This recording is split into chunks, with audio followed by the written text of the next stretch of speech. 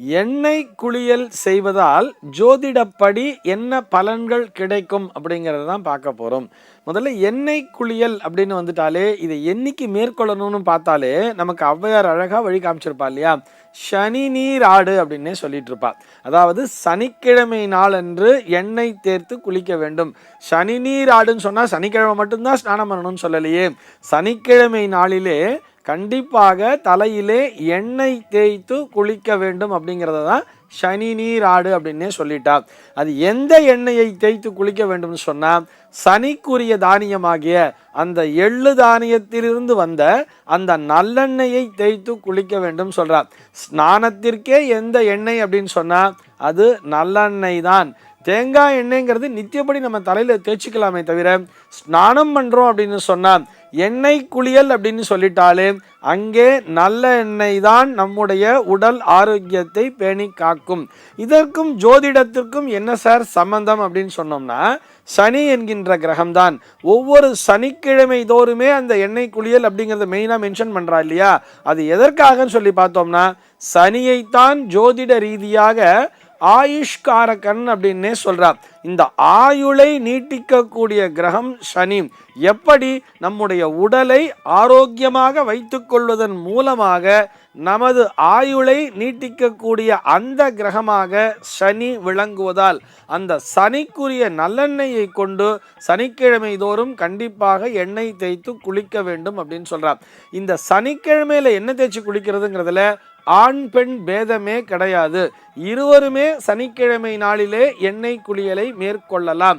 விசேஷமா அப்படின்னு சொன்னா வெள்ளிக்கிழமை என்பது பெண்களுக்கு விசேஷமான நாளாகவும் புதன்கிழமை நாள் என்பது ஆண்களுக்கு விசேஷமான நாளாகவும் சொல்லப்பட்டிருக்கிறது. இங்கே என்ன சார் காம்பினேஷன் அப்படின்னு சொல்லி பார்த்தோம்னா, புதன்கிழமை என்பது அந்த புதன் அப்படிங்கிற கிரகம்தான் வியாபார அபிவிருத்தியை தரக்கூடியது. இது போக நம்முடைய அந்த பிரசன்ஸ் ஆஃப் மைண்ட், அந்த புத்தி சாதுரியம் சொல்றோம் இல்லையா, இதனை தரக்கூடியது புதன். இது அத்தனைக்கும் மேலாக நரம்பு மண்டலம் சொல்றோம் இல்லையா, அந்த நரம்பு மண்டலத்தினுடைய தலைமை செயலகமாக அந்த மூளை தானே விளங்குகிறது. அந்த மூளையிலே இருக்கக்கூடிய நரம்புகள் நல்லபடியாக செயல்பட வேண்டும், நம்முடைய சிந்தனை திறன் கூட வேண்டும் என்று சொன்னால் அதற்கு புதன்கிழமை நாளிலே எண்ணெய் தேய்த்து குளிக்க வேண்டியது. வெள்ளிக்கிழமை நாளிலே எண்ணெய் தேய்த்து ஸ்நானம் செய்யும் பொழுது மங்களங்கள் பெருகும் அப்படின்னு சொல்றார். அவர்களுடைய அந்த முகத்திலே ஒரு தேஜஸ் அப்படிங்கிறது வந்து சேர்ந்துரும்னு சொல்றார். ஞாயிற்றுக்கிழமை நாளிலே கண்டிப்பாக எண்ணெய் தேய்த்து குளிக்க கூடாது.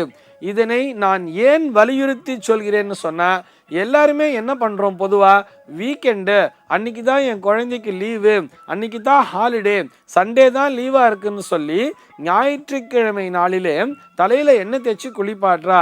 இது மிகவும் தவறான ஒரு விஷயம்.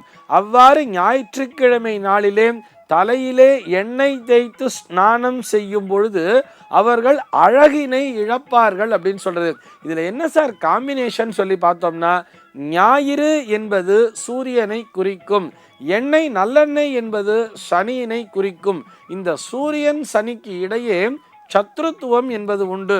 இவர்கள் இருவருக்குமே ஆகாதுன்னு சொல்லுவார். இதனால்தான் ஞாயிற்றுக்கிழமை நாளிலே, அதாவது இது வந்து ஒரு ஆன்மீக ரீதியான காரணம், இதற்கு பிஹைண்ட்ல சயின்ஸ் அப்படிங்கிற விஷயம் நிறையவே இருக்கு.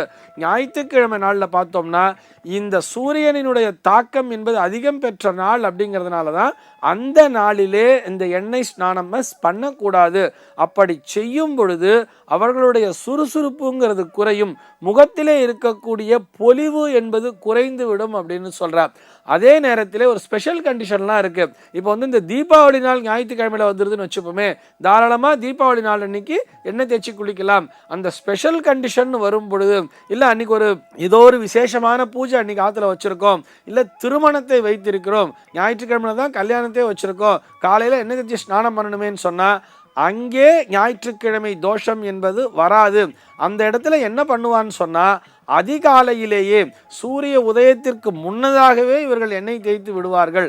அப்படி செய்யும் பொழுது ஒரு ஞாயிற்றுக்கிழமையில் ஒரு முகூர்த்தம் வச்சிருக்கோன்னும் பொழுது அதிகாலையிலேயே சூரிய உதயத்திற்கு முன்னதாகவே அந்த எண்ணெய் ஸ்நானம் செய்யும் பொழுது அது ஞாயிற்றுக்கிழமை கணக்கிலேயே வராது. சூரிய உதயமான பிற்பாடுதான் இந்த ஞாயிறு என்பதே துவங்க ஆரம்பிக்கும். அதற்கு முன்னதாக அது சனிக்கிழமை நாளாகவே இருப்பதால் அதிலே தோஷம் என்பது வந்து சேராது. அதே மாதிரி தான் தீபாவளி நாள் அன்னைக்கு கூட எப்படி சொல்றதுன்னா, அதிகாலை பொழுதிலேயே சூரிய உதயத்திற்கு முன்னதாகவே எண்ணெய் தேய்த்து குளித்து விட வேண்டும் சொல்றார்.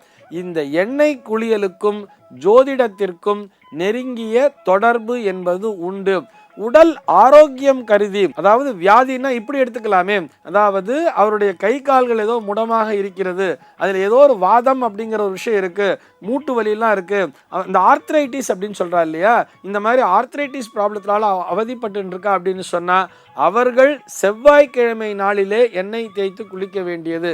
நன்றாக கவனிக்கவும், சாதாரணமாக சொல்லலை, நம்ம சொல்றது வந்து உடம்புல ஏற்கனவே ஒரு பிரச்சனைங்கிறது இருக்கு, அந்த பிரச்சனை போகணும்னு சொன்னா, அதுவும் எலும்பியல் சார்ந்த ஒரு பிரச்சனைகளாக இருக்கும் பொழுது அது நீங்க வேண்டும் என்று சொன்னால் செவ்வாய்க்கிழமை நாளிலே எண்ணெய் தேய்த்து குளிக்கலாம் சொல்றது.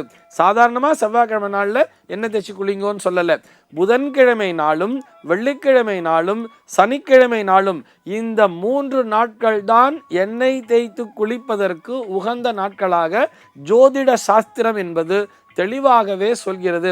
இதற்கும் நம்முடைய அந்த வாழ்வியல் நடைமுறைக்கும் நெருங்கிய தொடர்பு என்பது உண்டு. இதனை புரிந்து கொண்டு அவ்வை சொன்ன வழியிலே பிரதி சனிக்கிழமை தோறும் சனி நீர் ஆடி வருவதன் மூலமாக நம்முடைய உடல் ஆரோக்கியம் என்பது என்றென்றும் நீடித்து நிலைத்திருக்கும். சர்வே ஜனாஹ சுகினோ பவந்து.